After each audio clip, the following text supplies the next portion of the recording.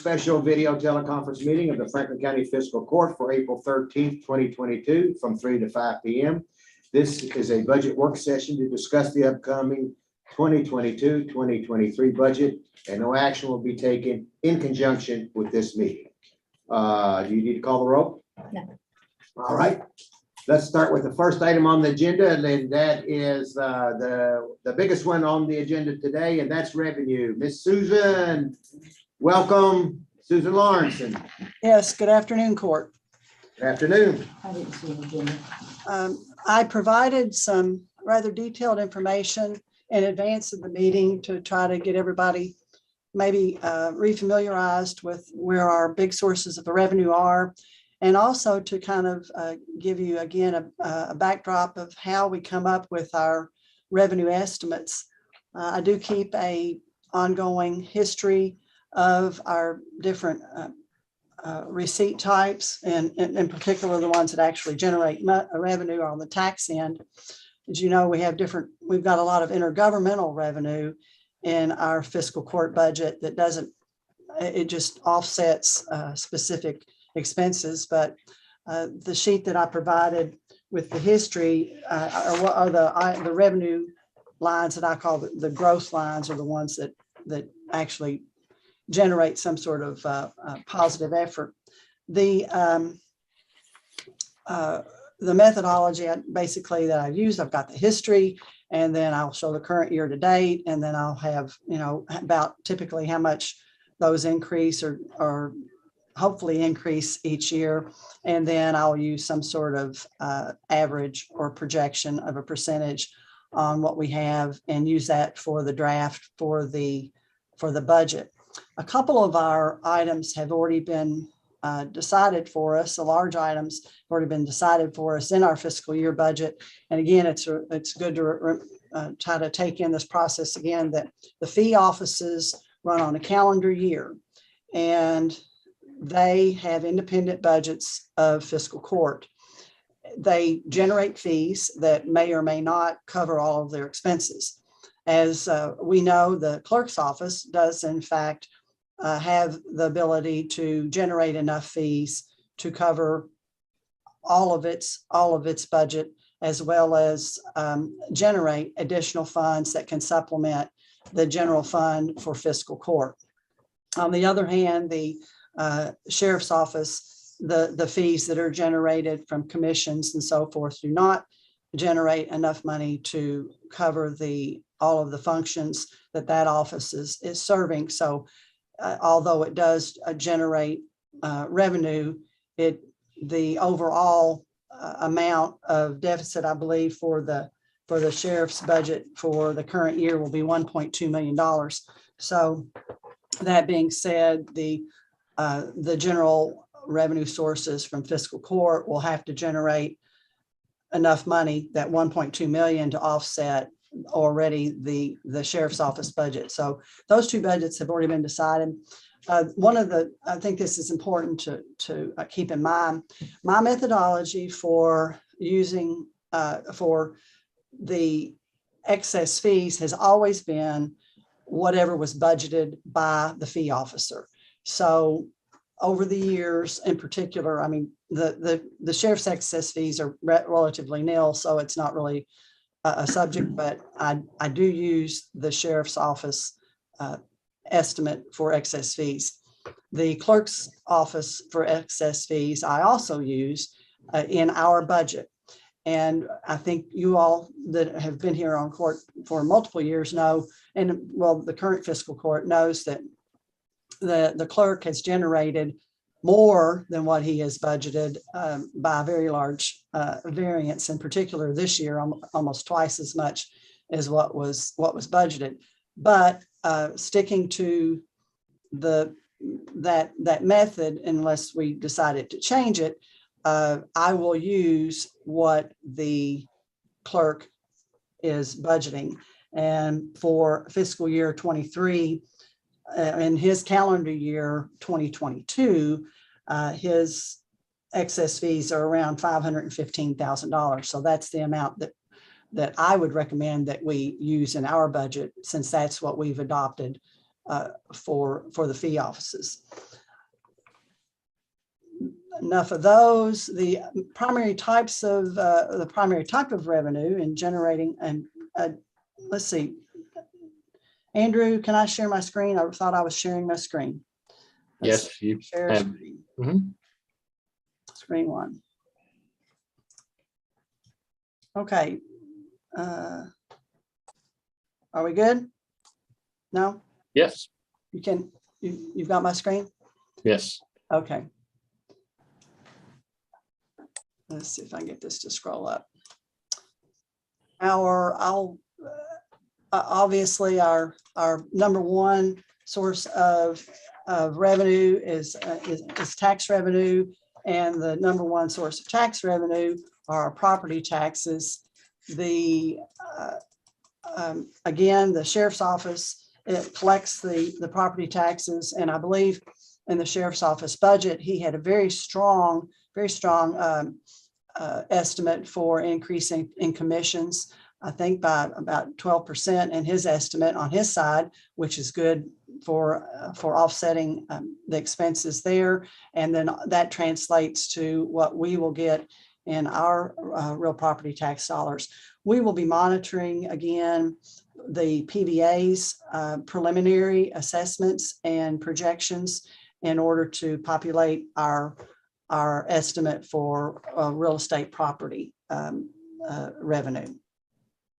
The clerk's office passes through motor vehicle taxes and will take into account some of their estimates, but also I will also take into account our own history and how that proves out with an estimate.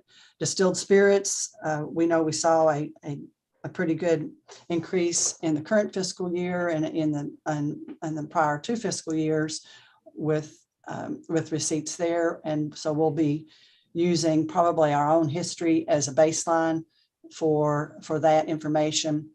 The revenue department's assessments lag, and we don't typically have good numbers from them until after our budget period, but we do have a good history of what we receive.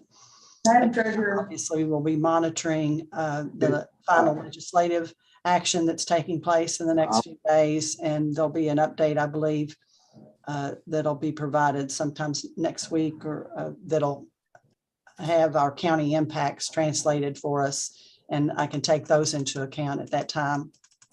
Susan, we have a question. Susan? Yes. A question from Squire Sebastian. Go. sorry, I've been waving my hand for a while. I'm sorry, I will not be able to see you, so somebody will have to call out. I saw it. Thank you. Okay. Do you know, you mentioned the PDA, you'll be communicating with the properties, the PDA. Have they assessed or reassessed half of the county at this point? Do you know? Obviously, anyone from the PDA's office is not here to tell us. Well, they do The whole a county quadrangle. in quadrants, didn't they? I don't think it'd be done. They're not finished. They've done three. No, they're not finished. I just don't know how much. Well, he says three, and I believe if it's not four, then it's three. Yeah. That's what I was Yes. thinking. This year was the fourth quadrant. That's what I was Might thinking. be. I don't know. We'll have to ask. Make sure. I don't know. I just wanted to see. Well, how much. we'll find out. Susan, you find out that. Yes. As we move forward, sure. Yes, yes. Are we through with your questions? Everybody? Okay, keep going, Susan. Okay, so again, we'll be taking that, definitely taking that into account. Payroll is looking good. We're in the midst of our third quarter payroll period. So once that deadline hits, I'll have even better numbers with our next meeting next week. But April 30th deadline to pay that. So we'll have good numbers. We're already on track for a good payroll recovery, and it's reflected in what we've collected even so far. Insurance premium taxes. Waving again. I know you can't see. Okay, why don't you just wave to me, Sherry, let me know, because I'm looking too. Yeah, She can't I see you're you. looking. All right, go ahead, Sherry. So Susan, a question about the recovery. I know I had talked to you last year and then the first year of the pandemic about when the Mayo Underwood building opened up and offices that were in the county, state offices relocated into that facility and others within the city limits. And then, you know, I think there was some calculation you were able to get from the state.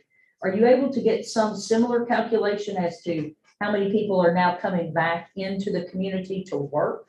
Or are they still on a hybrid model? Because I know my own staff is still on a hybrid model where they're in the office like 2 days a week, 3 days they're working from home. Were you able to get any kind of information from the state about that, or do you know? No. First, we have not received our state payroll for the quarter ending 3/31. Again, that may be here by next week. And Which again, payroll period? 331. Okay. quarter ending 3/31. My understanding, many offices are still on a hybrid model. And a lot of the bigger paying ones are pretty much, they're a staying home model. But even so, the quarters that we've had, our state payroll has been, we have not taken in, it's not noticeable that we've taken in what the city lost at all. And it's not really noticeable that we've had overall much impact in our state payroll for whatever reason.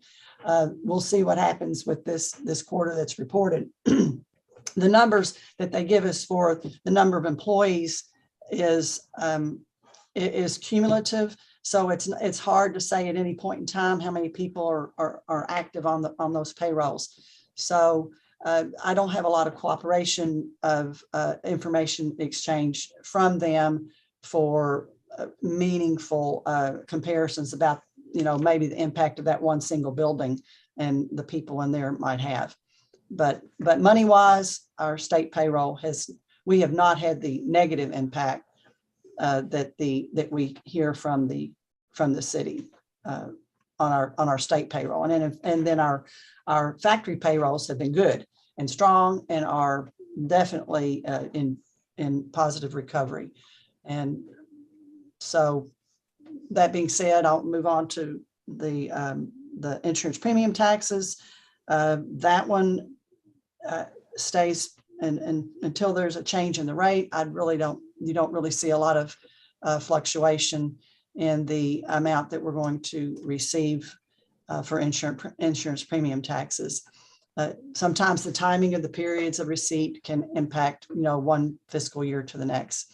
But for receipts, this particular area, insurance premium tax, is one that we have assigned. It's not by ordinance, but we have assigned that one to our fire department. So we loosely use our insurance premium taxes as an offset to the fire fund. And we'll see with the proposal here shortly from the fire fund that it doesn't cover the fire fund completely at all, even maybe a third, but it is one that we've loosely assigned for that purpose.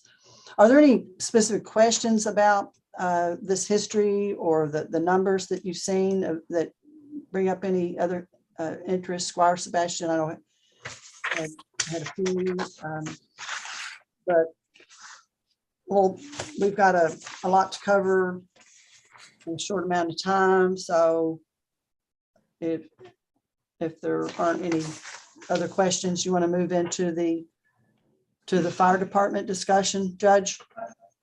Can I ask a question, Susan, about the bank franchise deposit tax? Yes. Number of banks seems to be increasing here in our community, even though I don't think we house the state depository bank unless that's changed in the last year. So will we see any benefit from that? Yes. And you can see even from now, we've received all that money because we received all that by January 31st. So the 221,000 is that's it for the year.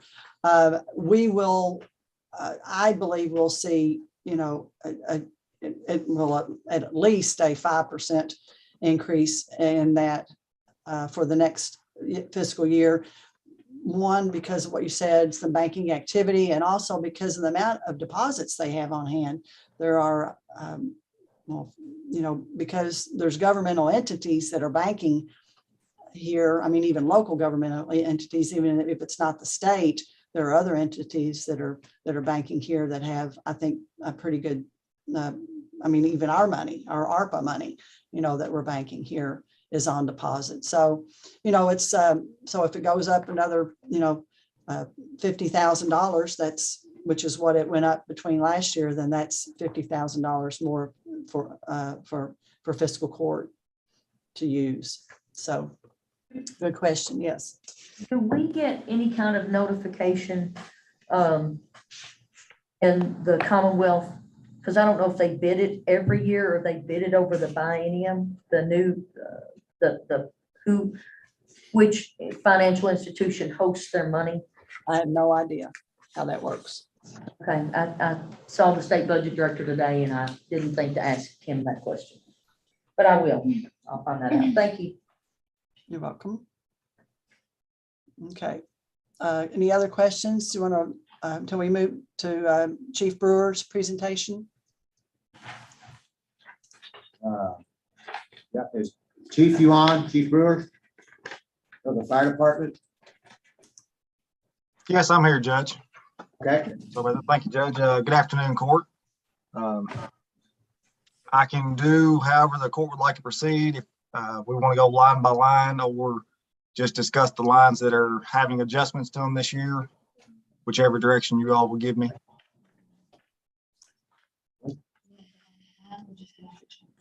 Well, what pleases the court? By line sounds good to me. All right, line by line. Line to line.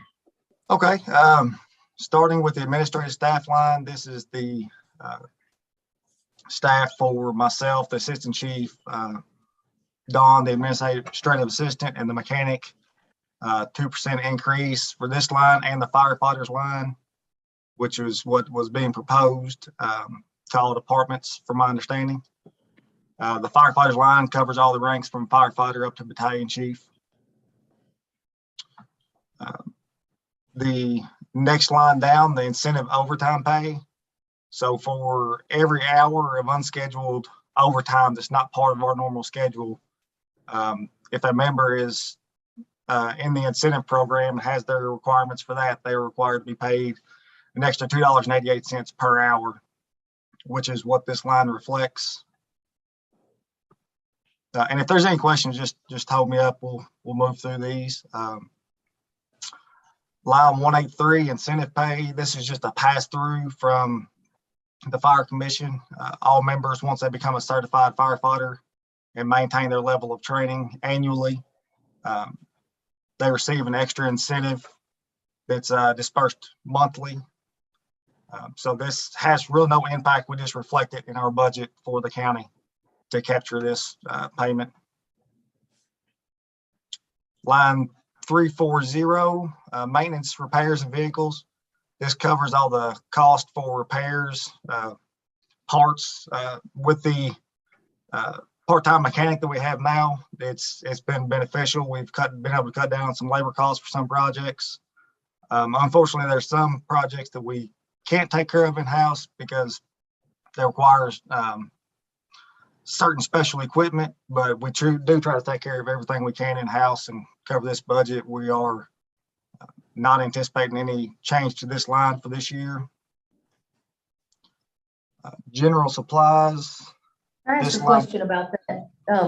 You'd indicated that having the mechanic on staff had assisted with some of that, but I know there's still some things you had indicated before, and I think your predecessor had indicated before that there were certain things with brakes and other things that needed to be sent to a specific vendor or contracted out for appropriate certifications. So are you seeing a big impact in the type of work that the mechanic's been able to do? Obviously, we don't govern the control of the price of parts or anything like that. but just trying to get my arms around like what anticipated repairs, because the court has already approved now over the last year 4 brush trucks. So I'm presuming that we will definitely not have a lot of maintenance on that. Obviously, some things have to go out to be taken care of by another mechanic. So just trying to get my arms around what type of equipment, based on lifespan of equipment, what you're looking at. So I'm sure if any of you all are familiar with like our rescue truck is a Ford F550 diesel. A lot of those vehicles, to do some simpler repairs that shouldn't be that bad, you have to pull the whole cab off that truck, or at least raise the cab. So we've ran into some of those issues, some spring type issues, or reserve ladder. We just found out during an inspection recently that it had some broke leaf springs, and that's obviously something we can't take care of in house. But the general brakes and routine maintenance, we are definitely taking care of in house. Anything that our mechanic is capable of doing, we will do without sending out. Okay. Thank you. Thank you. General supplies. These are all the supplies it takes to maintain all of our stations, just the general toiletries, cleaning supplies for all 6 of the fire stations in the administrative office. Linens. Have you all been utilizing the jail's bleach maker? I know I ask this every couple of months, how that's going, because the jail has a bleach maker. And I know at one point we saw on our bills that there was some supply of that, but I just thought, just double checking to see how that's working. Yes, we haven't had to purchase bleach or get more bleach in a while. We tried to keep stocked up pretty well up until the point that the jail had theirs, but we are saving our bleach containers so that when we do need to restock, that we can go to the jail and utilize their new system. Right, I'm just glad that is being utilized, because that was a huge selling point to the court, that it would be utilized across the county. Thank you. So the linens line, this covers all the shop rags, the bed linens, station, the kitchen rags and dish towels and everything for all 6 of the fire stations. Line 441 is equipment, machinery, and supplies. This line is all the supplies that are used to maintain our equipment or to supplement our equipment. So for our glucometers, you have to keep test strips and alcohol swabs. AEDs will require to upgrade the pads, or every time we utilize pads, we have to replace those. So just the general supplies for our equipment, and not anticipating any increase in that line. Office supplies, this is covering cost of computers, any kind of computer work or IT work that can't be handled within the department or within the county by the IT department here. This also covers our fax line subscriptions, or fax line costs, and anything related to computer repairs that has to be done. Just a question on this, and it may be to you or it may be to our treasurer.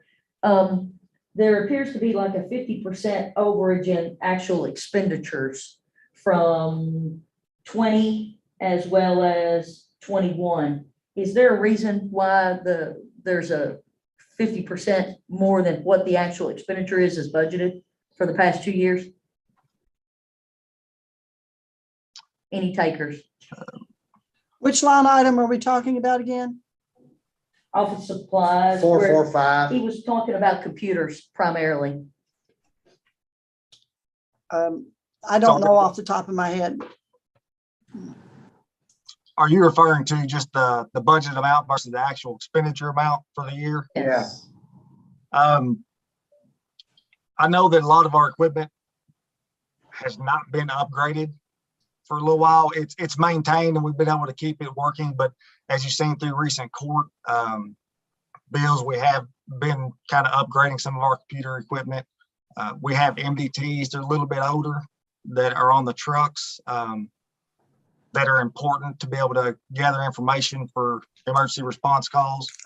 We are also looking at doing some upgrades to those. So I would anticipate probably more costs being in this coming up budget than this current year and maybe the last couple of years. You just referenced a piece of like technology equipment. Is that on, can you tell us just a hair more about that? And is that in actually every vehicle, like the brush trucks as well? Or is it in the rescue trucks and the ladder trucks, or just to understand what you're talking about? So the MDT is a mobile data terminal. It's looks like a laptop. It's kind of a tough book type setup, but it's there for the and they're carried in all the frontline engines and the rescue truck. It's not something we equip with the brush truck just because of the cost. Plus, you know, the main response is going to be in a fire engine or the ladder truck or the battalion chief in the rescue truck. So what this equipment does is it is a interface with the computer aided dispatch. So whenever their call is generated, information is pushed out, and they use those MDTs to make sure that they're getting all the up-to-date information on the way to their runs. Some of these MDTs are older and are going to need to be replaced or at least upgraded, and that's something we're looking at doing as well. Do they have enough capacity to be upgraded, or like just adding, would that be like adding memory to it, or? That's what we're looking at, whether it would be more cost efficient to upgrade the whole system, or if it can be upgraded, just adding more capacity or switching over to maybe a solid state drive to make them more user friendly and more fast and efficient. Yep. Okay, that's great. Glad you're looking at that. Thank you. So we're not anticipating any increase or any change to that line. The next line, 446, protective clothing. This covers all of our protective gear, boots, helmets, coats, all our fire gear. We've also tried to implement some of the ballistic gear through this over the last few years to try to comply with the NFP 3000 and any active shooter situations that we may be, hopefully we never encounter, but just to make sure that if we do, we're prepared for it. Chief Hutchinson has done a great job over the last several years of getting this gear in a rotation. And thanks to that, we're not anticipating any need to increase this line this year. Is there a grant and Northcutt chief for this equipment? Go ahead, Brian. Well, I was going to say there are some grants out there for structural firefighting gear. However, they're highly competitive, and paid departments usually struggle. A lot of times those grants are more geared towards volunteer fire departments. So they can be difficult to apply for. One of our, it doesn't really fall into the protective clothing, but as far as firefighting gear, we do have a current grant out there for through the AFG grant for new SCBAs that we're waiting to hear from. I was also making notes as Brian was talking. He and I both had conversations yesterday with the Kentucky Office for Homeland Security because they were doing a site visit with us. And for example, whatever he finds out about his MDTs, that might be a possible application for a Homeland Security grant this year. We could possibly look at something like that. One of their priorities for this coming window will be equipment or items that would be a response to any kind of terroristic threatening. So I will work with Brian and we'll see what would be the best application for that program. Good plan, thanks. Okay, the next line 455, is petroleum. This covers the cost of all the fuel on all our apparatus, all of our equipment, brush trucks. Of course, everyone's aware that the cost of fuel through the last few months has really increased. So we are proposing a $10,000 increase to this line. with diesel fuel at or above $5 a gallon. It's, and these trucks are big trucks. They don't get great mileage to start with. So we are anticipating a need to increase this line. The next line, uniforms, 481. This covers all the cost of the stipend that each firefighter is given or each employee is given for new uniforms each year. And this also covers the cost of outfitting new hires, badges, rank insignias for all department members and promotions. We're going to be going out to bid. For this is an annual contract that's awarded, so we should be going out to bid for this here in the next, probably, I think, well, it'll probably be on the June 1st court agenda, depending on what we get in receipt of the bid. So we're not anticipating the need to increase this, but we may know a little bit more as soon as those bids come in. The next line, insurance, line 521. This is something that's usually set. I don't know if Susan would like to speak on this one, or. We don't have our estimates yet from CAECO, but it is our property and liability and our firefighters protection insurance that it's through a separate policy. So I'm using for now the same number as last year. I'm not sure if we'll have increases there or not. I don't have the estimates yet. Next line down, line 569 is registrations, conferences, and training. This covers the cost of all training that's required. Every department member sorry about that. The initial training for all employees, all firefighters are required to maintain a certain level of training each year. EMT research, EMT classes for new hires. So all this comes out of this line, on top of public education materials, new hire physicals, firefighter annual physicals. So all of this comes out of this line, which through COVID, it's been a little bit more difficult. We haven't been able to get out and complete as much training just because of restrictions and trying to keep employees safe. So this line has not been utilized to its fullest potential the last couple of years, but we do anticipate getting back to that this year. Next line, 573 is telephones.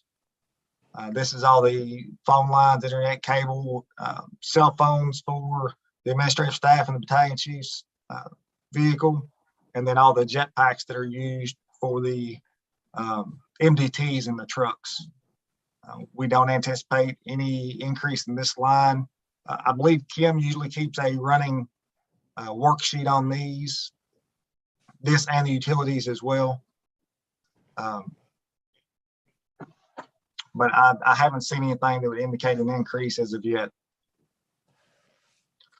Next line is 578, utilities. This covers all the utilities for all the fire stations. We've run work pretty well in this. We did get some big hits back during the winter for some of the cold weather, but usually that will kind of balance out going into the summer. In the warmer months, so we don't anticipate a need to increase this line for this year. Hey, Chief Brewer. Yes. Question on that, did much of the energy project focus on any of the fire stations? It did upgrade the lighting in several of the stations. And then the maintenance director, Mr. Colston, was able to upgrade several of the HVAC systems and the bay heaters to more high efficiency. But we do have another tank that's going to be installed to operate a generator out there at Station 5 that's being installed in the near future. But we're hoping that those upgrades will be reflected in the utilities in the upcoming year. Okay, thank you. Next line is 586, building maintenance and repair. This covers the cost to maintain all of our fire stations, any needed upgrades and repairs to those. other than the new fire station here at Station 10, several of the other stations are 30 years, approaching 30 years or around 30 years old. So there are some upgrades that are needed to those. So we're not anticipating any increase, but we are advocating to maintain this line at the 30,000. Hey, Chief Brewer, one other question on this one, a question. What have you all kind of looked at all the fire stations to see? I mean, you just said they're 30 years old. I mean, surely there's going to be some big ticket items coming up that probably need to be addressed. Have you all looked at them individually to see, you know, if they need roofs coming up or new fixtures or anything like that we need to be thinking about? You bring up the roof. We have done some repairs to the roof at a couple of the stations that should maintain those for a while. We have one right now that we are looking at doing a repair on as well. That will get us a few more years before it actually has to be replaced. So that's for cost efficiency. That's what we're trying to do. I don't think the roof's not in bad enough shape that it couldn't just be repaired and last us another few years. And then, you know, if at that point it's determined that we need to go ahead and replace the roof, then we would budget for that. But we're trying to keep a good eye on it. The guys at the stations, the captains, they treat these stations like their home, and if they see something that needs to be addressed, they're really good at bringing it to our attention. So these issues don't get to a point that they're a costly, significant repair before we can go ahead and make the minor repairs. Okay, thank you. Hey, Chief, before we go on that, has anyone, have we ever taken a look at hail damage, storm damage to any of the roofs on the buildings that maybe we could go through CAECO and get them replaced through insurance?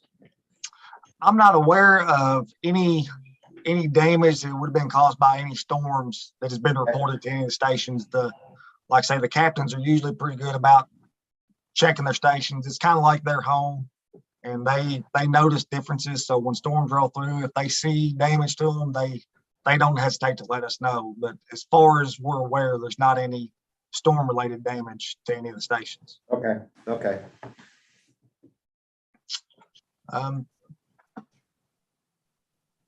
The equipment maintenance and repair, of course, the fire department utilizes a vast array of equipment to make sure that we are prepared for all the different types of situations. And there are many different types of calibrations and services that has to be done to this equipment. And this line covers the cost of all those.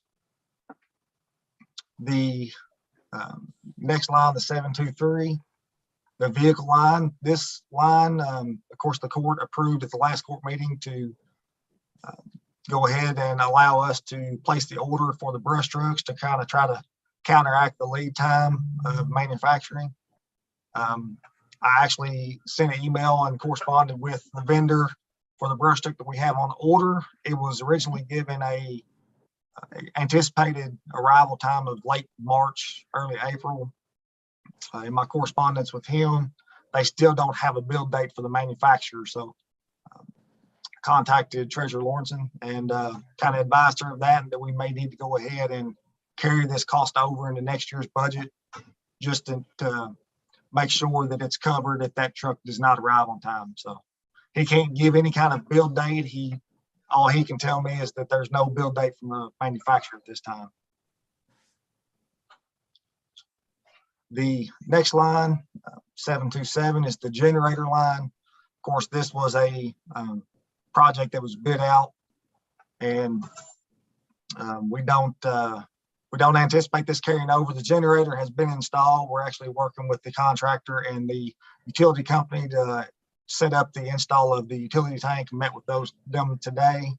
So I don't believe there'll be any issue having this installed by the new fiscal year. So there's no reason to carry this line over. Next line, 739, is the fire equipment line. This covers the cost of all firefighting equipment that has a longer life expectancy, such as our fire hose, all types of our rescue equipment for the different varieties of rescue that we provide.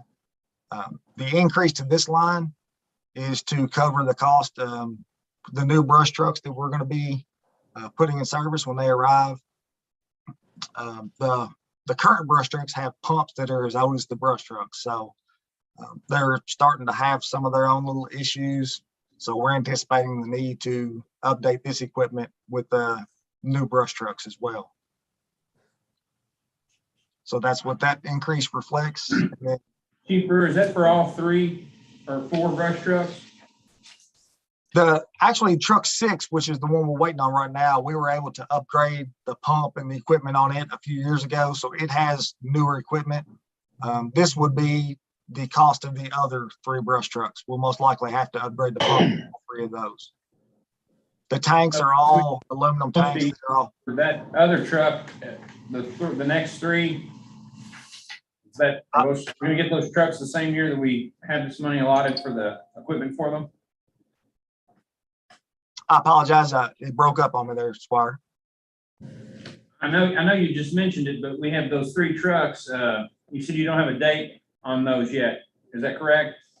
The one I don't have the date on is the one that's currently ordered that was approved in the fiscal year 2022 budget.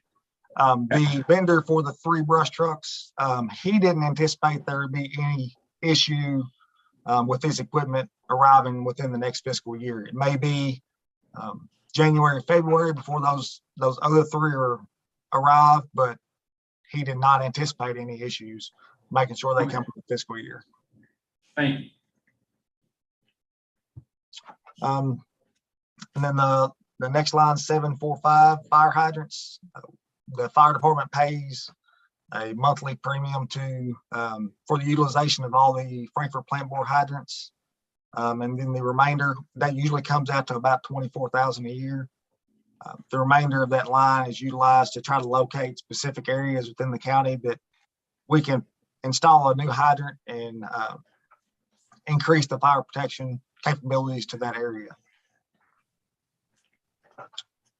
Oh, no, we got lost. Yeah. It's this page right here. Yes, I think it breaks over to the next page on that line. Goodness. I don't know if I have that one. I don't Fire have it. fund.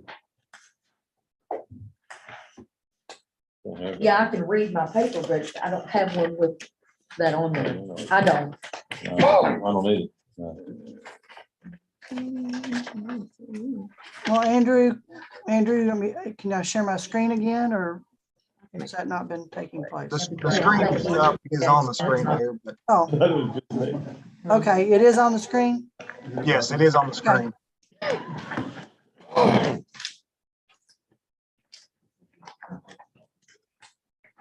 So Cameron, what else are you not sharing with us?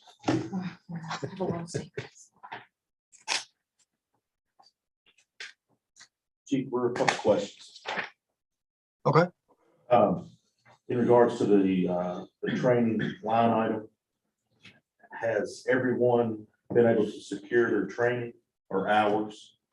And if not, are you confident that will be done in the next, I guess, 3 months? Yes, we are definitely meeting our minimum training requirements, getting our basic hours. We just haven't, generally each year we try to send people to fire schools, send them out to do some outside training. There's every department may do things a little different. There's all kinds of training sources within the fire service. And we try to keep all of our, as many members as possible who are capable and willing to go outside and bring that information back in. But just like I say, during COVID, all the extra things that we like to try to do have not been able to be completed just because of social distancing and requirements there. Right, I know it's definitely been challenging. And then my next question is, and I'm not sure if you all talked about it during the fire committee meetings or not, but do you have a rotation schedule, like a big ticket item rotation schedule in place?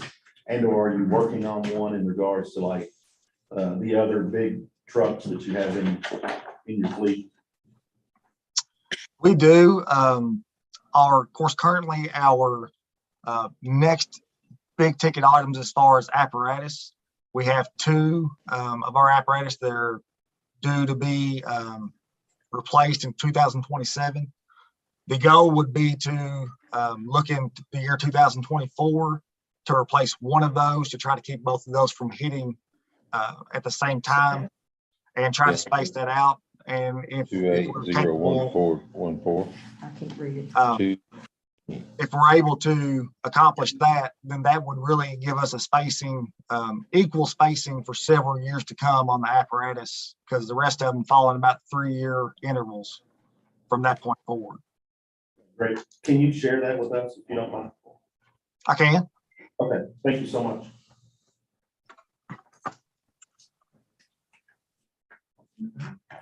Andrew, you need to move up past emergency services at the bottom.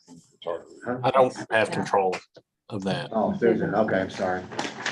Emergency services. Well, the remainder of what we're showing is the burden and benefits on the payroll. The chief, if I may just interject at this point, it's also good to remember that this is just the fire fund budget. Even though it's our primary emergency service that we provide, we also have ambulance and 911 that's not a part of this budget. So I think it's important for the court to remember, and in the public, obviously, to understand that the 911 and ambulance service are in addition to our fire fund and are budgeted separately within the general fund for another, I don't know, $800,000 or something like that. So Wasn't that supposed to be bid out and a new 911 telephone vendor brought in? Or new equipment? No, I think that's on the horizon. That's through the city. Right, that's a city thing. I think that's on their horizon out there. Pretty close horizon. They haven't done it yet, but they are going to. And it seems like once a year, we were supposed to have a collaborative meeting to talk about. And we still are. Did that happen? Chief Briscoe, we got it canceled right at the end of March because he had back surgery. Okay. I just wanted to see if there was anything about any ambulance. I know one year we had a new ambulance kind of dropped on us. So I was just trying to see if they were in a rotation schedule for the number of ambulances they We had. will have that meeting as soon as they're able to do it, to make sure that our budget reflects. New motor and a new ambulance. Okay, yeah.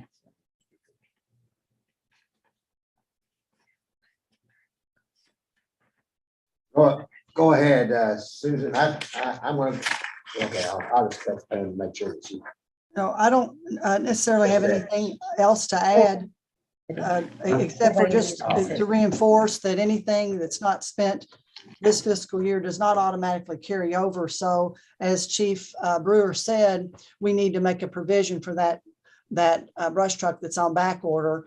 So to put 4 in for next year. So that's the best plan of action for all of these items that are on back order. Is we have to budget them again for the next year. And so we may have a big zero in that spot, like looks like a savings for the current year, but we just have to push it out until the next period.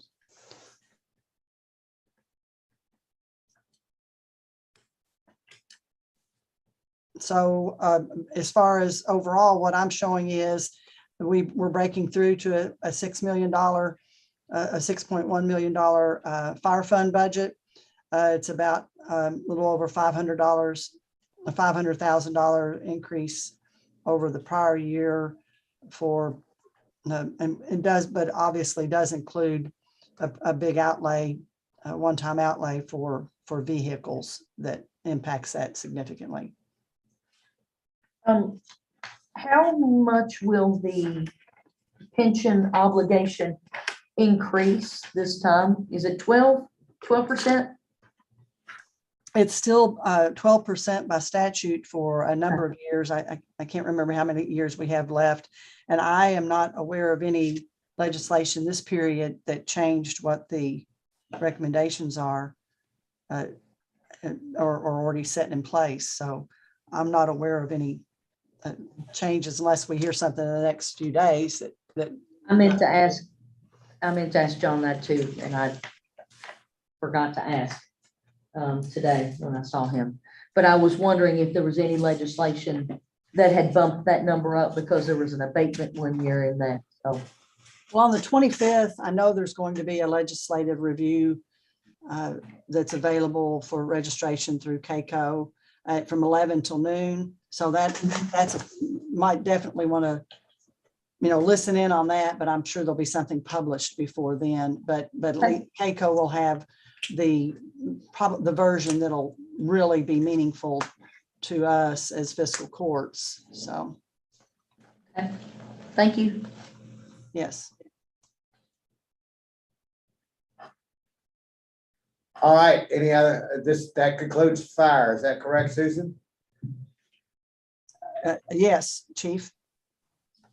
Yes, that's one other thing I will note, it's not anything that is official by any means, but from my understanding, there is a potential proposal in the state budget to increase the training incentive for the fire incentive, a few $100, $200 or $300, but that's a pass-through item, so it would not have any effect on our budget. We would just have to reflect that if it did go through. Well, if it's a legislative process, it must already have happened or passed or got vetoed or denied, because, No, they're working on some things today and tomorrow. but there are only They are. specific things they can work on. I don't think they can do all of it, can they? And that was just mentioned. I don't have any confirmation. I haven't had time to review it, but it's just a pass-through item. So that wouldn't really have any bearing or impact on our budget. But I just thought I would throw it out there if that line were to end up changing due to that. Okay, no. Hey, Chief, could I ask one question or two questions, please? Just curious, how many firefighters do we have on staff right now? We have a total of 53 within the department. Well, we have 2 positions to fill currently, but our department fully staffed is 53. Okay, perfect. Thank you. You had 2 questions. Does that 50, thank you. Does that 53, and then admin staff, I think you said it was the chief, the assistant, and some office. How many are included in that, I guess, line item 113? In line item 113, that's the chief, the assistant chief, and then that's administrative assistant and the mechanic, fire mechanic. So Go ahead. There's 53, including the assistant chief and myself. We are also required to maintain our minimum level of training. Okay. Perfect. Thank you very much.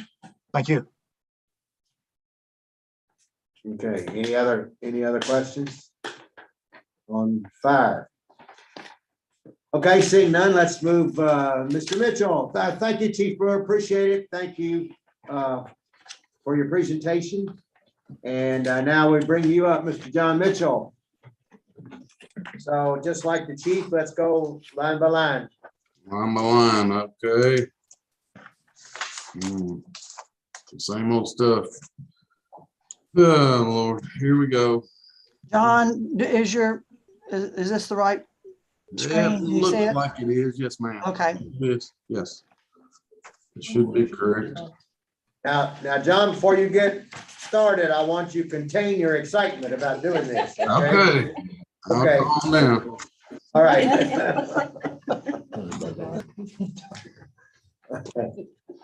All right. That's fine. Sure didn't have that. Of course. Now, first line item is, Hold on, John. Hold on. we- I don't think Sherry's got. no. No. Here, go back. See that. Thank you.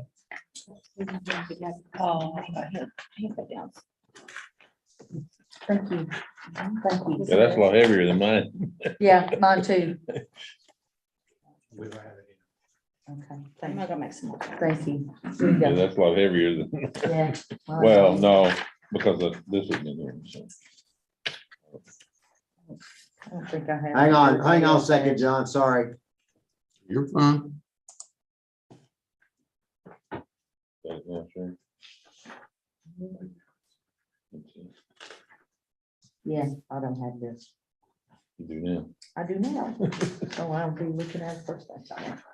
I'm very. quick on my feet. Does somebody need a copy of something? I'd be happy to print something. Tamara went to get it. Susan, the fire fund, that last page is real hard to read. If you could get us some clean copies of that, Yeah, I can't read. it didn't come through very good at all. I think mine's a copy of a copy, which is why I think Well, they're all that way. Yeah. Oh, okay. Well, it's like black. She said that's the way she got it. I'll be right there. Thank All you right, very thank much. you.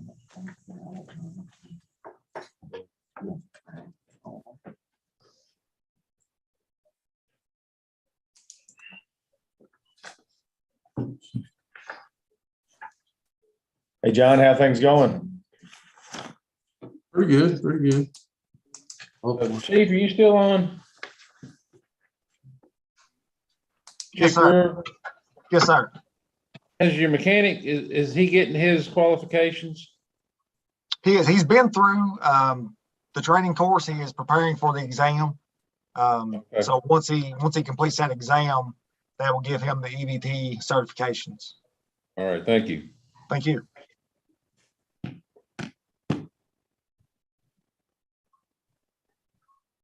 Does that allow him to work on more things? So more equipment doesn't have to go out like brakes? I know we talk about brakes here often, that those are things that have to be looked at by an outside source for He said they were doing the brakes. certification.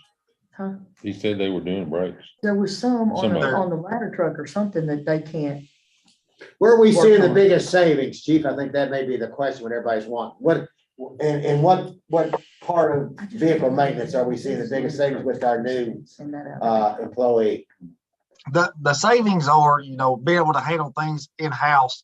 The routine maintenance is a big thing. He does have some air brake experience and has had certifications. We're just trying to get him.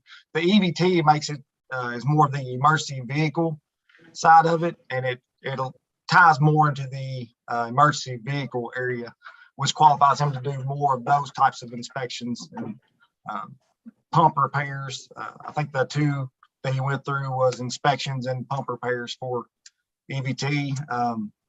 One of the biggest things for us is the speed of the repairs. So when one goes down, having someone who is capable of maintaining it here rather than, I'm sure if any of y'all try to get a vehicle into a shop anywhere, you're looking at maybe a week or two out and then another week or two for the repair if you're lucky.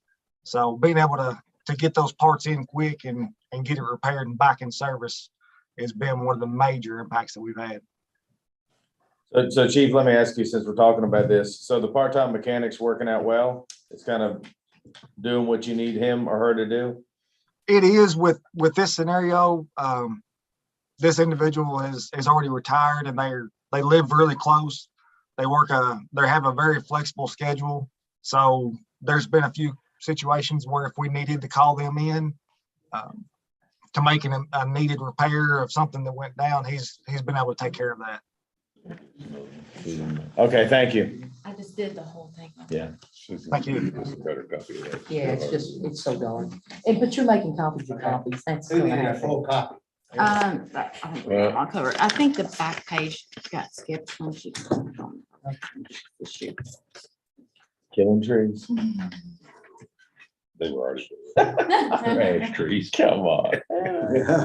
Ash They trees. were ash. You tell it, Yeah. smell the paper, you know they're ash trees. It's Yes. pretty good for an excavator. Hello, Susan. Hello, How are you? I'm well. How are you? Fabulous. Thank you. She's wearing her drum and tie. Yeah, I know. She fell into a diamond ring budget. That's not it. This This isn't, that's not it. What are you It's looking this for? one. The second Oh, fire fire fund, fund? the Here's- second page. Here's fire fund. Flip it over. Yeah, that's it. Yeah. Can we read it? Oh, yeah, Yeah, that's nice. Remember I told you was too. That's good. There we go. I'm Can really, we read it? I'm really confused now. Thank you so much. I don't know. Old ages we have. Yeah. I like all your notes on here too. They help mine out. They help mine out. All right, Okay. all right. Thank you. Going next, Thank you very Susan. much. All right, John Mitchell, are you still excited? Yeah, you ready? Everybody ready? Let her roll. Okay, the first one is the animal compost site, that single line item there. I'm gonna drop that 2,000. We're in pretty good shape up there right now. It just covers the permitting and all that. And a little rock here and there just to keep the place looking good. But we're doing good right there. So we'll save a little money there. The next 3 line items, that's my salary, my road admin, and road workers. So they're all budgeted in with a 2%, and I always put in 3% overtime in those line items, just to cover, because our overtime sometimes does creep up on us, and we have to pay that out.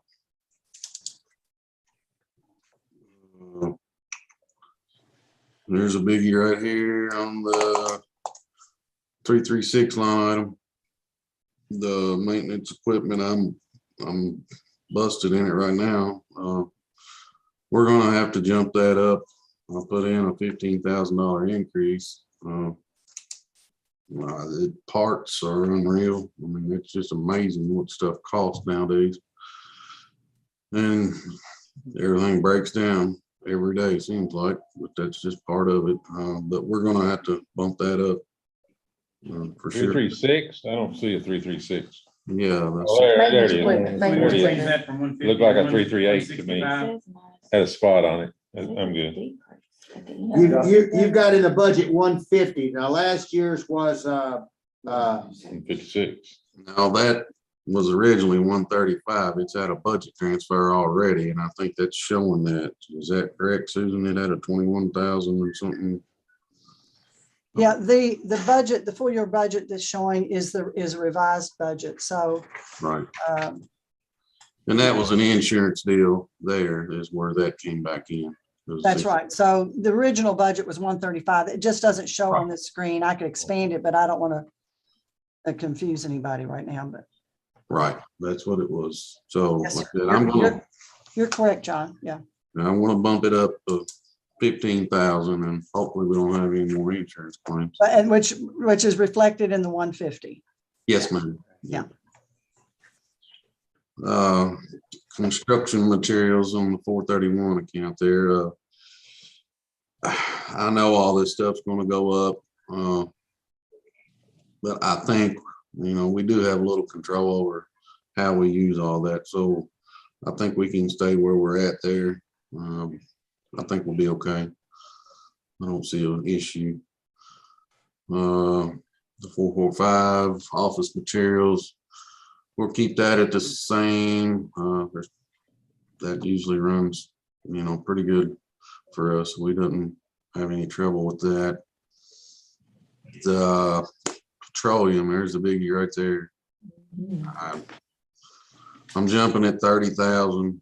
I think this week here broke me already. So I don't. Hey, John, what kind of formula did you use for that? Do you all keep track of mileage or anything like that, and do the difference with 5 compared to 3 or 4? Yeah, I can break it down on, we get so much a week. It's hard to come up with it. One good snow, one night there's 1,000 gallons gone. That's the big thing that's hard to track. If you get a couple of good snows, it's over. Your tanks are dry. Yeah. Okay. That's the biggest hit right there, I believe. Is snow that kills us, because we've done that twice, I think, this year. what percent of your equipment, your vehicle equipment is diesel? 95. I figured that, yeah. 43%.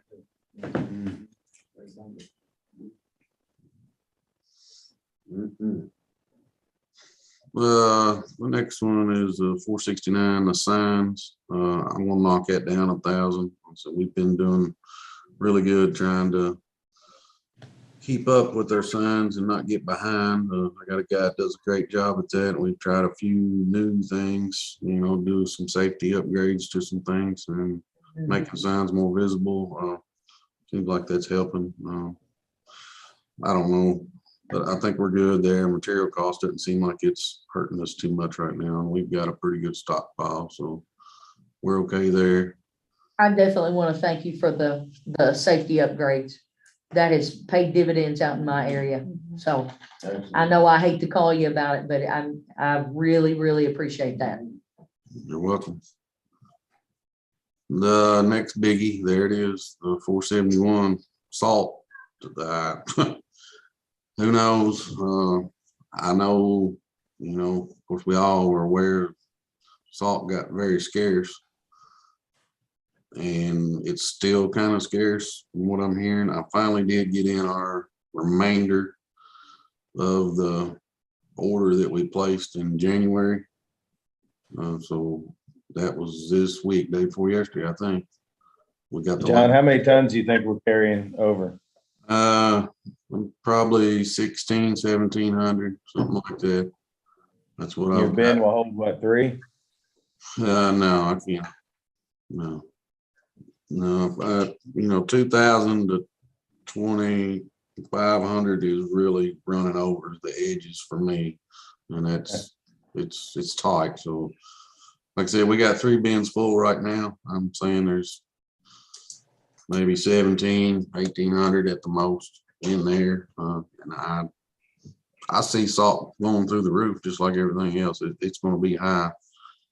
We did reach out to Keiko last week to find out about the reverse salt auction, and they were going to try to figure something out this week, but it sounds like it's going to be more next week when all that's going to take place. And, we'll just see what happens from there. I don't know. It's just like everything else. It's all up in the air. Yeah, thank you. Do you have much room for storage of salt over the summertime, John? No, like I said, I've got 3 bins full right now. That's all I can stand right now. I'm busting at the seams because We saw it during the compost giveaway. Yes, and I like to leave that one bay open just for like the compost and to keep dirt dry, and it's nice to have an extra spot just under roof. Okay, dope. The next one, the 481, the uniforms, we've dropped that down. This new uniform program we've got helping a whole lot, cutting costs. So that's getting better. We're going to cut 1,000 off of that. Looks like 1,500. The 569. This is the training. This one's going up 3,000, and that's because of the mandatory flagger training. Everybody in my department has to be certified every 2 years to be a flagman. It's a requirement, and I require everyone. I go and do it with them. So, there's no ifs, ands, or buts of who can get out and control traffic. So we all do it, and we need to. And it's an every other year thing, and that's where the increase is right there. Who does that training, John? Does OSHA do it or does the state do it? UK usually does it. They have a program to do it, and they usually do it for us. Okay.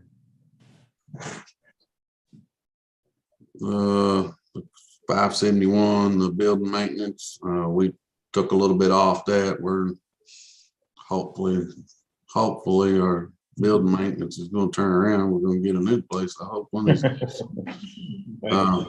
That's just enough to keep us going right there.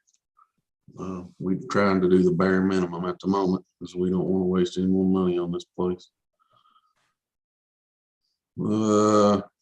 573, the telephone, that stays about the same. It hardly ever changes, so we'll leave it the same. Utilities seem like they hold around the same. We've been pretty good. We do get a high gas bill once in a while, but like I said, it does even out. We'll leave it the same. Road equipment, 713, we're gonna leave it the same. So that's stuff that's unexpected, you know, a chainsaw blows up or whatever, or snowplow falls apart, or we need a new trailer or something like that. It's lawnmower. That's kind of where that stuff comes from right there. The 723, the vehicle line item, that we're taking that out. We're not gonna put anything in that. That was the one for the last year. So nothing in that line.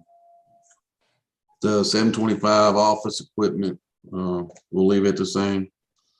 We're doing pretty good on everything, except when they work on my computer, they keep saying it's slow. So that may be something we have to look at to upgrade there, but everything else is pretty good shape.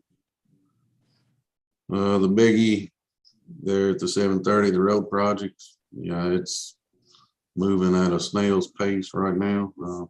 Hopefully the weather's going to change soon, and the blacktop plant opened, and he's going to open maybe tomorrow, the way I talked to him today. So hopefully we'll get some blacktop on the ground pretty soon. I do have a meeting in the morning about the bridge, some more bridge designs, and got a bid out right now for a bridge replacement. You know, there's a lot going on, but you know, it just takes good weather, and it seems like nowadays everything moves a little slower. Takes forever, but we're working on it. I just want to leave that, you know. John, are they gonna have to shut down near the end of Gregory Woods when they do that bridge, or is it still gonna be able to maintain it? No, there's no way to maintain it. It'll be a full closure. You know, I put a 30-day max closure on it. I don't know. It's gonna be a mess, but there's no other way to do it. You know, everybody knows that's my neck of the woods. You know, I'm affected just as much as anybody, but it's gonna be rough, but it has to be done. It's one of those things. That pretty well sums it up. I mean, across the board, the rest of it's the regular stuff. John, when you get to that Gregory Woods and a 30-day delay, make sure that we get come through our office, Andrew, whomever, that we get notices put in, given to people, hard copy of notices, as well as that lit emergency sign out there too, if you would. Yeah, there's a whole lot more to it than just throwing down a few signs. That's going to be a big planning to figure out, you know, when all this can go down, because we've got to reroute emergency traffic, trash traffic, mail, everything. So there's going to be a whole lot more planning into that end of than it'll take to actually get it. Okay. I mean, that's the thing. That's the problem, because it's right there.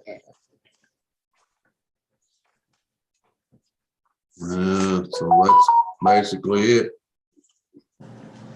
on that. I don't know. Any questions for John? We haven't heard any, I haven't seen anything from the state, John, about road pavement. Have you? No, I haven't. No, I haven't heard anything from them.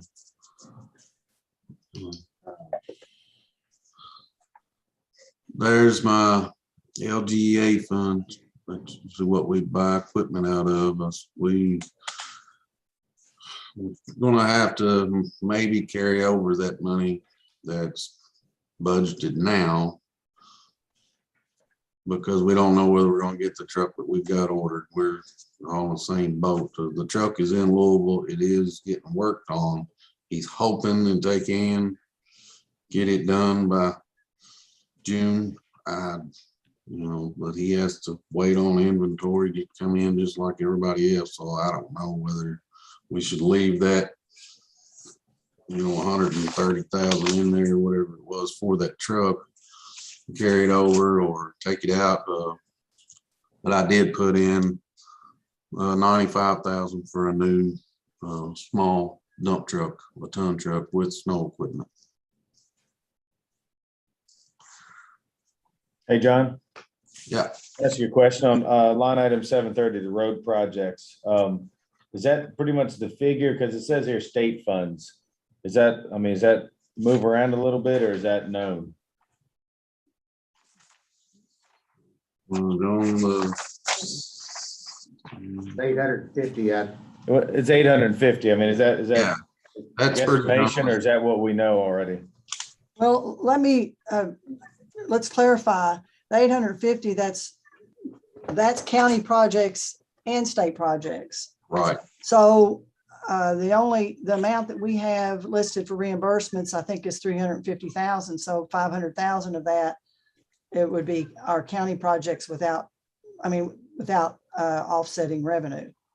Okay, that's what I was getting at. I was curious what that number was. Thank you, Susan. Yes. The 350 state and then 500 is ours. I believe that's where we have it constructed for this budget, John, isn't it? Yes, yeah. Okay, Okay, thank you for that clarification. yes. And just, once again, and John's office he is impacted by this more than anybody a lot of times about what doesn't get done by June 30 has to be done July 1st. Then all of a sudden we're in a new budget year. And if we didn't roll it over, then everything's out of kilter. But the vehicles are part of that with the LGEA, and then the paving, also those paving projects, because that's all contracted out. And once again, if we get the work done and then we don't get the reimbursement, then there's a mismatch. We have, we're in a better position for the fiscal year where we have the receipts and we don't have an expenditure offset, or vice versa, that we have work that has to be done that we had planned for in the current fiscal year if we don't budget for. So John's really, in this fourth quarter, there's a lot of moving parts. So thank you, Amy and John, for keeping an eye on that as we progress through this budget process, and that hopefully we reflect those things as they come up. But we're trying to be cautious on the front end and go ahead and include them so that we're prepared for the next fiscal year budget. Right, John? That's right. Hey, John, just real quick while we have you, how's the animal carcass handling going with everything? Going okay? Yeah, it goes great. Everything seems to work smooth. We haven't had any issues there. Did you all ever put a max amount of per year per individual or anything? I remember talking about that. Yeah, we did not. Now, the Soil Conservation Office did. Okay, yeah, I remember it was talked about. So, okay. Then you pay after that. All right, thank you. The only other comment I'll make on, John, can I interrupt? Yes, ma'am. Okay, on the LGEA, there'll be we always have a hearing for proposed use that takes public input on that, but these are the proposed uses from our road superintendent. On the revenue side, just a reminder, we no longer have coal impact money. We only get mineral money, and we're projecting that we're going to have receipts around $100,000 this year, and that's below what we had budgeted. We don't think we're going to make our budget for just mineral receipts this year. So that basically means we're going to have to use some of our LGA reserves to meet whatever our proposed uses are for the coming year. But there is, as you know, that's a restricted fund, and there is a carryover on that in that fund presently. Let's see, or a fund balance and the LGEA fund of around $300,000. So we'll probably have to tap into that for this upcoming budget year to get it to balance. As you can see, I'm showing 124,000 to balance just what our proposed uses are, or without doing any carryover for the back orders if that happens. So just a heads up on that part of it.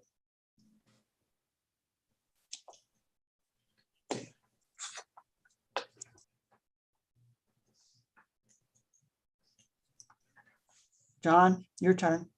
Tax. And that's all my expenditure side. I guess, do you want to go over the other revenue side? Or-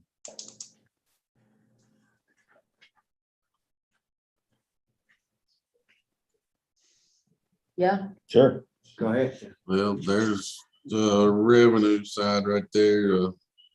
Things seem to be holding about the same. That first one there, I don't think that one's happened for a while.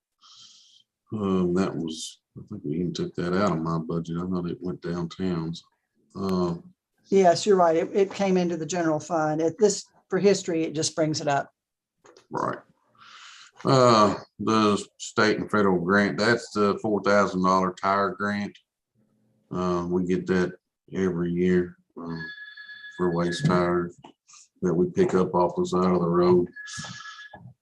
The truck license, I think all that's, looks like it's going down just a little. Everything moves a little bit here and there.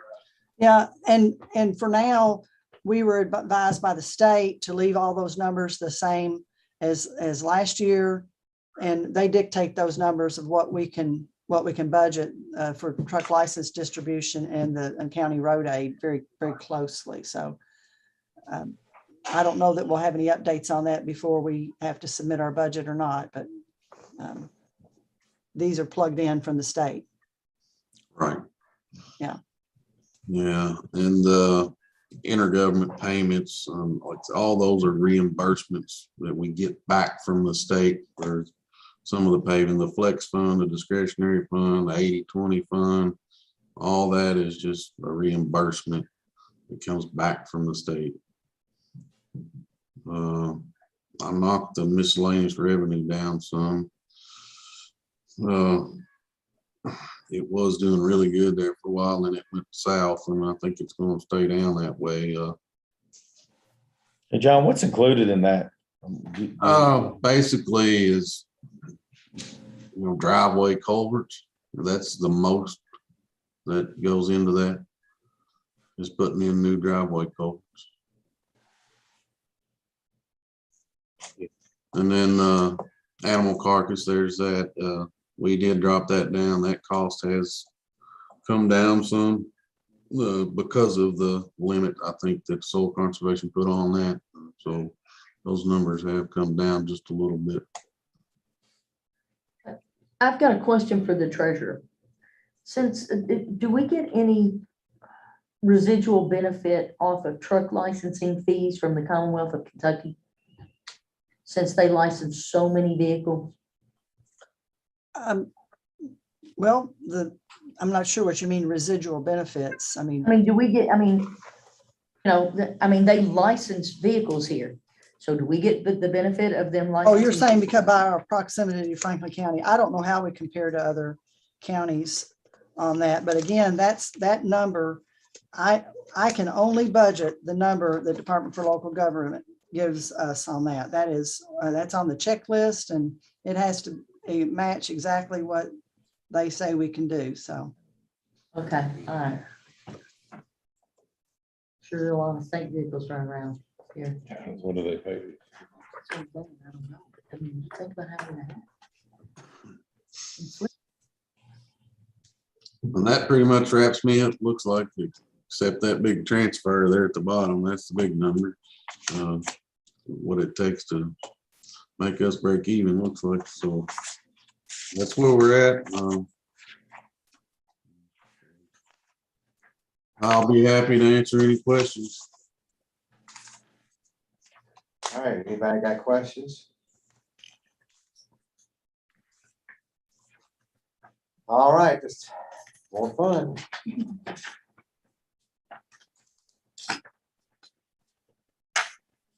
All right, what's the next one? Okay, Judge, what, capital Oh, projects? Improvements, yes, okay.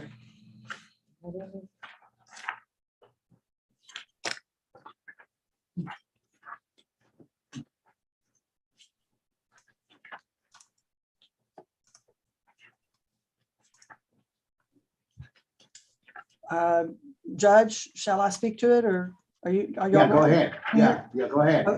Okay, so what we have drafted for capital projects, first of all, is our Humane Society project, which from what I understand from the director there, that they are moving forward and they anticipate having, from what I understand, the facility in place this time next year. So I've budgeted our full commitment in the current year's budget within the capital projects fund, showing $1 million. And for that particular project, I am just showing it as using county cash for now. So basically using surplus funds on the revenue side to fund that. And then $100,000 for professional services, for construction management, architectural fees, whatever other fees we have associated with our proposed new road department facility. And for the revenue offset on that, I'm showing that the fiscal court would be borrowing funds for construction for that facility. So we've got $5.1 million and $5 million in capital projects, $100,000 for planning and associated administration, and then $4 million in borrowed funds and 1.1 from surplus in the capital projects fund for fiscal year 2023. I did not include any debt service in the fiscal year, basically because as far as the timing goes, I'm not sure how quickly you'd be able to move on getting a project started, but certainly if you move by mid-year and you have something going in the spring, then we would need to go ahead and issue the debt, and we would in fact possibly have debt service within the fiscal year that we would probably pay from cash or wrap into our wrap into your your overall debt issue. But typically we pay those with cash. Molly. Thank you, Judge. Susan, on the road department building, the number that's there, does that come from anywhere or is that just a guesstimation? 4 million. Okay. You're asking me if that came from anywhere? Correct. I think it's in relation to what was spent on our safety facility with the fire station up at Riverview. It's in relation to what that project cost and for the number of buildings that the superintendent was looking at. We did talk with the architect and said we kind of put that as a frame of reference in there. They said that's reasonable. Okay, good. Thank you. Susan? Okay, Susan, Squire Tracy's got a question. yes. The commitment to and maybe it goes somewhere else, but the 3-year commitment, $1 million per year to the plant board for internet. Will that be reflected in this budget? And if so, where at? That's right now it's ARPA funding. We did not, It was not committed through ARPA, it was committed as $1 million. yeah. Or $3 million over 3 years. Right. This past year, the ARPA funding was $1 million in it. We committed 3, we didn't specify. There was lengthy debate at multiple meetings that it was not specified from any fund. Correct. So would that $1 million be, should it go under capital projects or where should it be identified in this budget? Just in case that comes through and they come to us wanting the $1 million commitment per year for the next 3 years.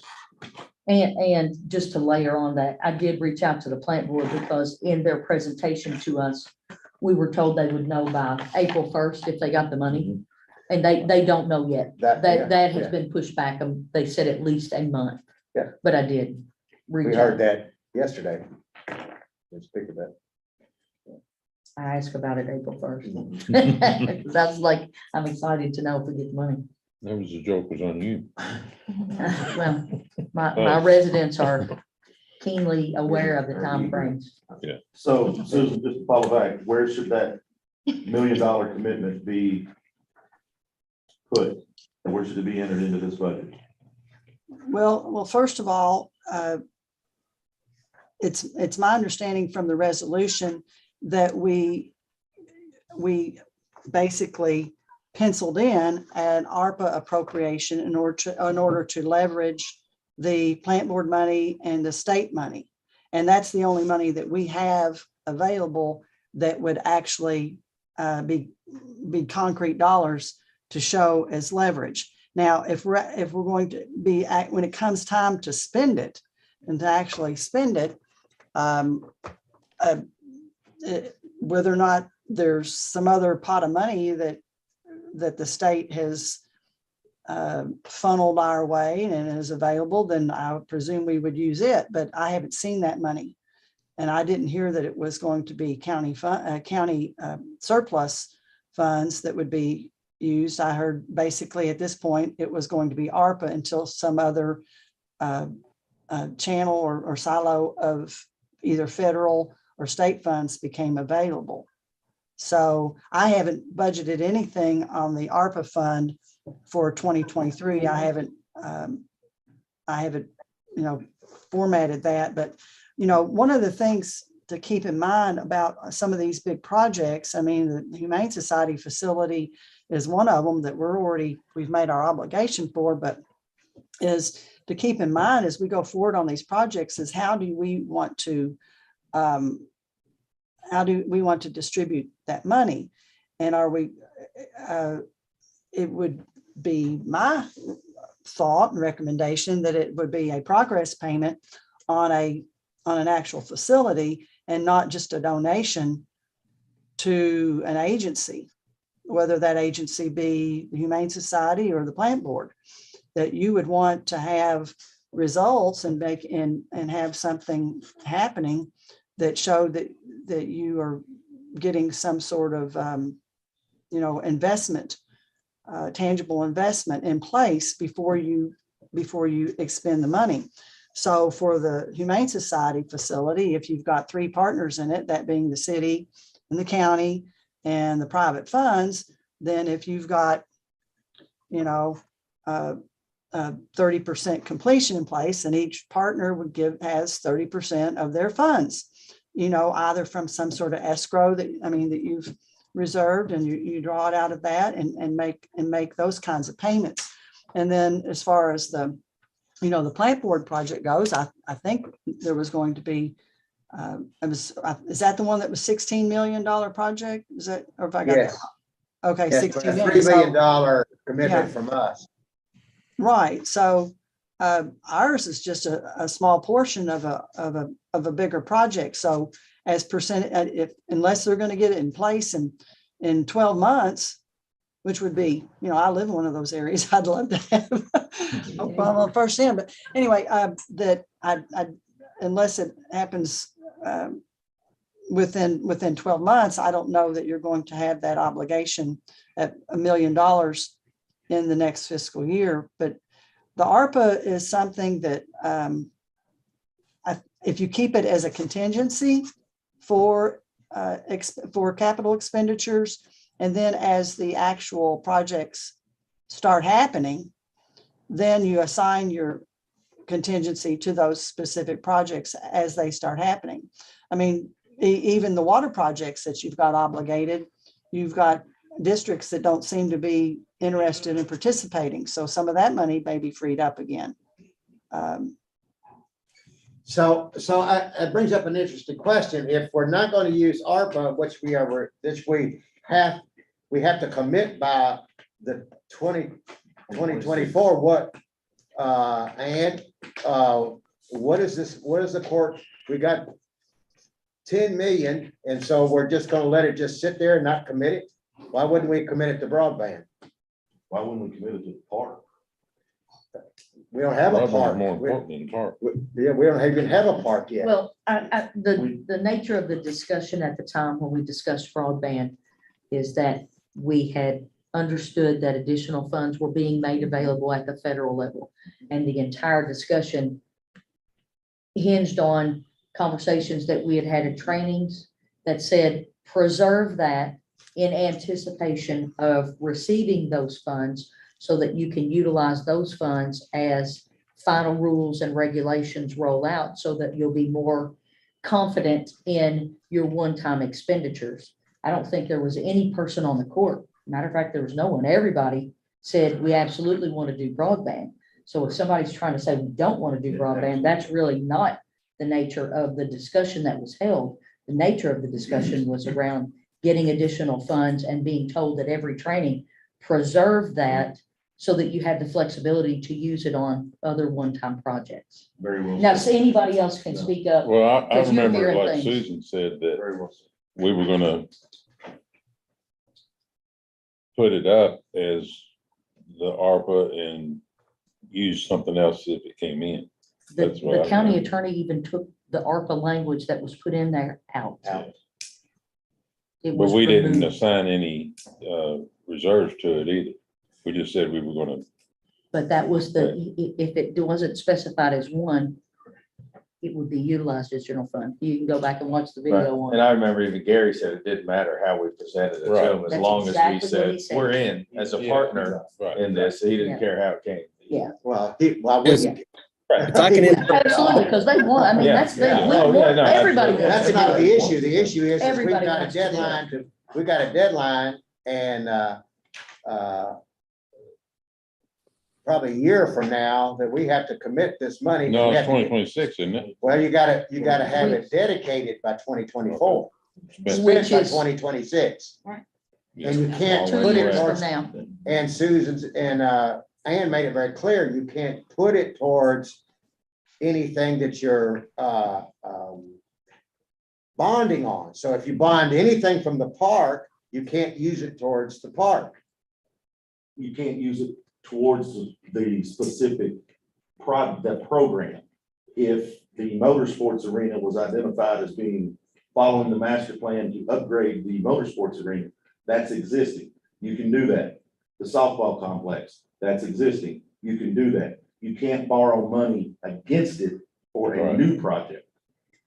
Yeah, and we Right. just talked about in the park committee about putting lights up, and you said, no, let's don't do that because we might be we might do that as part of the bonding process. No, what I said was, is why would you put lights up if you knew you were gonna follow the master plan that updates the whole facility? The whole softball complex. Because That's what I said. lights are the major part of the whole stuff. If you put lights up, you gotta extend fences. If you go with what was talked about at the park project, which was attracting college tournaments, being able to attract college tournaments, you have to extend the fencing. Well, if you're gonna extend the fencing, why wouldn't you do it all? Why wouldn't you just follow the master plan? That's all I was saying, and I think that was the conversation that was held at the park committee. I don't know how we got off on that. Yeah. I just The wanted issue to is, interrupt. we're not putting the money up, probably not gonna be putting up next year. All right, Oh, yeah, go that's- ahead. I Councilor wanted to Sparks. address, if I could just address with the court, that was the whole purpose of keeping it open-ended, because these discussions are going to have to be placed more locally to what the desires you want to do with them once those things get identified with. That was the whole point, was to keep it wide open. Thank you, Counselor. Yeah. All right. Okay, any other questions? Is that it? Susan, is that it? Well, the one other item is the special use of the special project reserve for an indoor aquatics center, Okay. $1 million draft appropriation in what we have is the special projects fund, which let's see, I'm not sharing now. Share, screen share. Okay, I'm back up. So the item is shown in the special projects fund because that fund was initiated a number of years ago when the swim play discussion was going on with fiscal court and the community. And that fund was established with, I think, $500,000 at the time for towards a just a good faith commitment towards an effort for that purpose. And then later on, the fiscal court at the time that the decision was made to do something in the community, they worked jointly with the city to do a new park, the water park at Juniper Hills, and it turned out to be less than the 500,000. So $120,000 of that has stayed in that special project fund since whatever year that was. I don't remember, but 2018, 2017, something like that, maybe. So this particular proposal for an indoor aquatics facility could be assigned to this fund, utilizing 120,000 surplus that's already in the fund, and an additional $880,000 of surplus from general funds or whatever other fund we have that could be transferred to make up that difference. So that's what is represented in the special projects fund. Where'd this come from, Susan? Came from me, showing a commitment that if everybody's talking about building an aquatic center, I was here as far as Muller. So let's, I put it in the budget. You can vote it out if you want, keep it in. I think it's a good commitment. Yeah, I think we actually need to look at raising it if it's possible. I mean, we've came a long way, you think what started as a.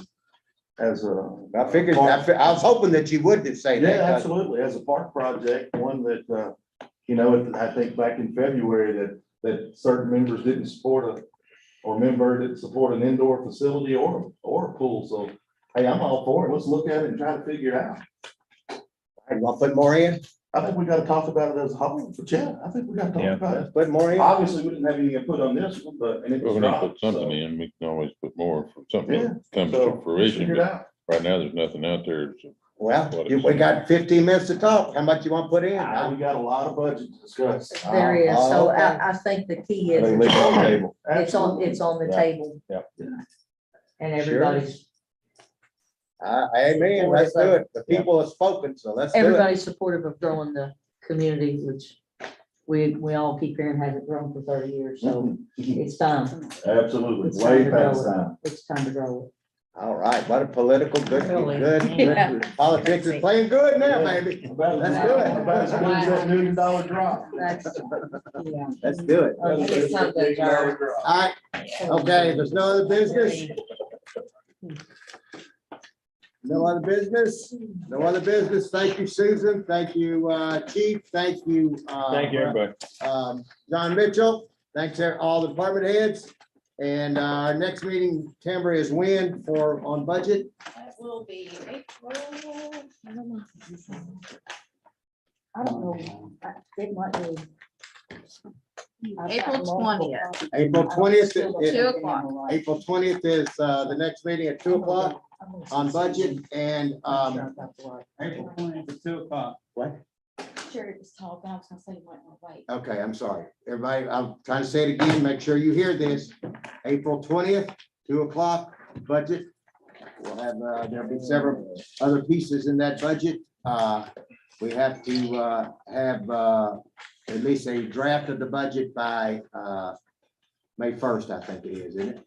What, Tamara, when's I have something booked for that same time, but. Okay. Is there gonna be any other meetings scheduled Yeah, that's what I without was getting at. conferring with the full court, or are they just gonna be randomly picked? By you? We've set this a month and a half ago. We said, we put At our that a last month. fiscal court, this is when we got it. Is And that right? I an thought we- attachment in an email. So, and, you know, we've asked for special meetings. I've asked for a special meeting. I just don't think it's fair to pick meetings without at least talking about it. Everybody should know. What do you want to talk about? Well, if you want to have another meeting, Judge, ask what's going to work best for us. Okay, what would be best for you then? Not that day. Okay, what day would be good for you? Get back now, would you?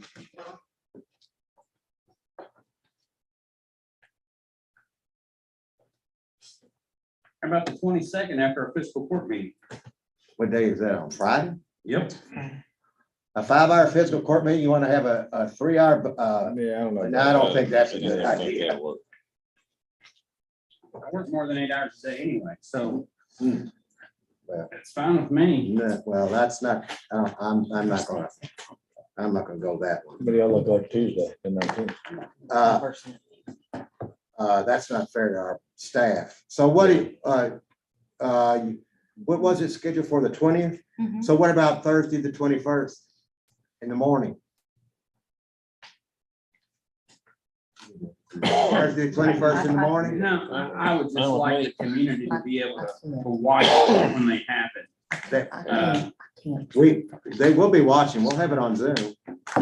They're not gonna stop work and watch Facebook Live or Zoom while they're at work. Oh, okay. The city tends to make all their meetings happen to where the public can watch it. We did that, but we haven't been doing it this year. And it seems to be more and more every year. It's inconvenience to the public.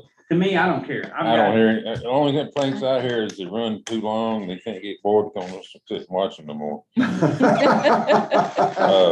can watch them anytime they want to, they don't have to be live. Yeah, that's exactly right. Just like you can, you Yeah, can go back that's and the watch good them, thing I go about back and watch them. what we're doing with them. If they can watch them anytime they If you want want to to. schedule it around your work, we can do that, but It's not. it's better for me in the mornings, It's not. It's but not I don't care. The 21st is a problem for me. 21st is a problem for you, It is. Squire, and the 20th you said is a problem for you.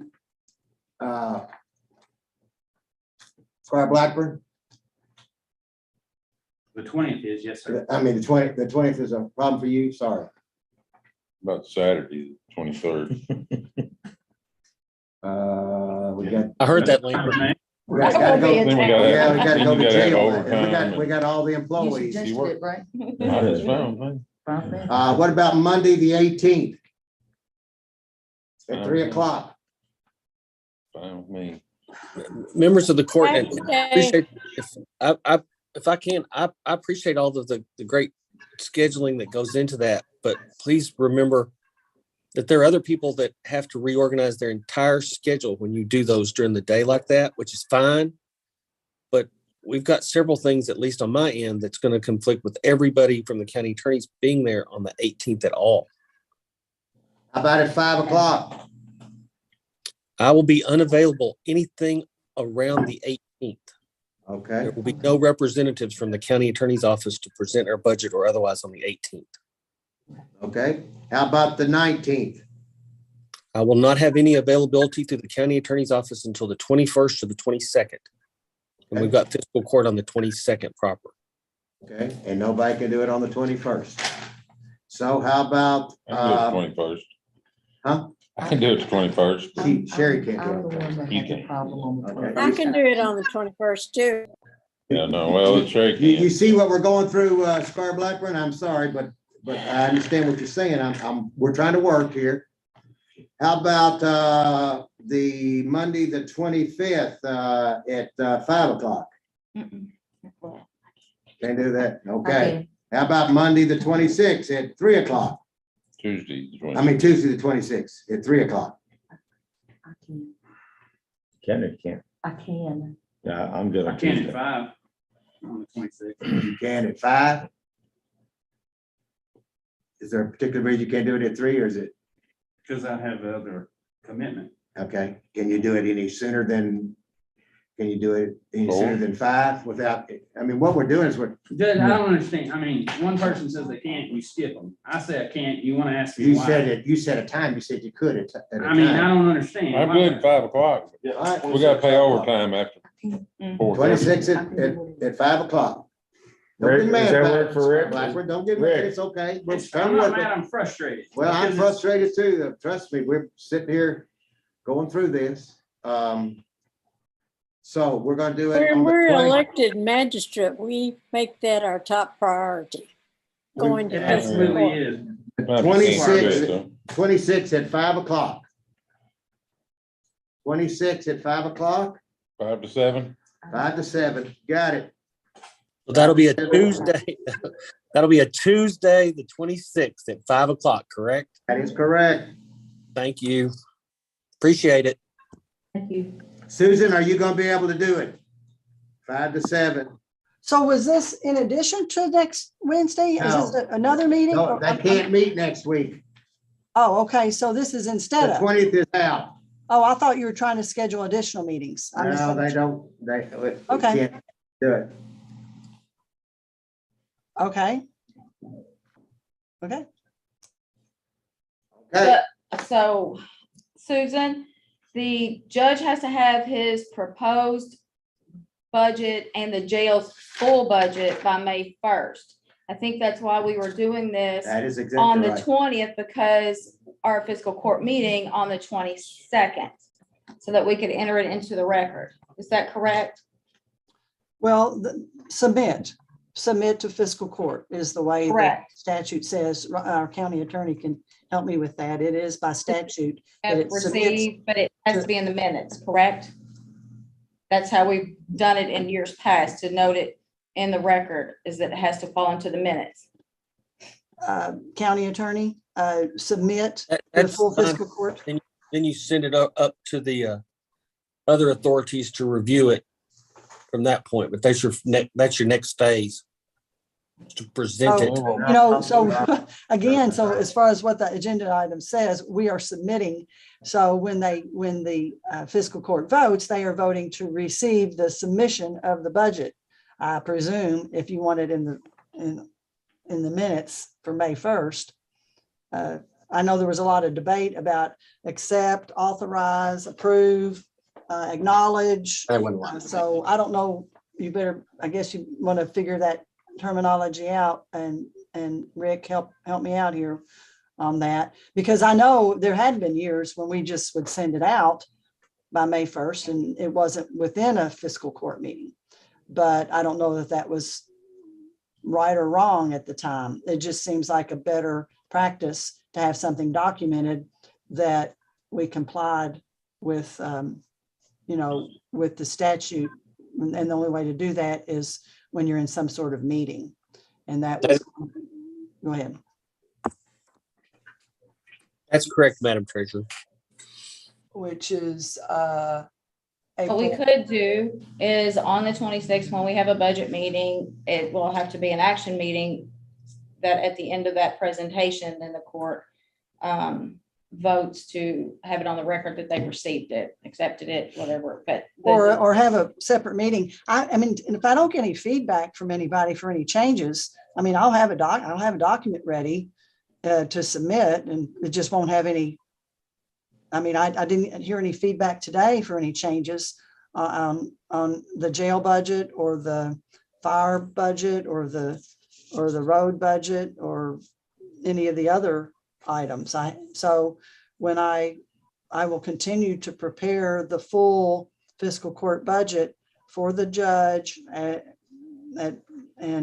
with input from all of the constitutional officers and the department heads, with what the proposals are, with the proposed uses and appropriations are, and with revenue estimates as I can calculate them, and have a balanced budget by each fund ready to go to submit, and then I guess the hashing and thrashing will begin on each of the after that point. So. Yeah, I was gonna say, this is not an official budget.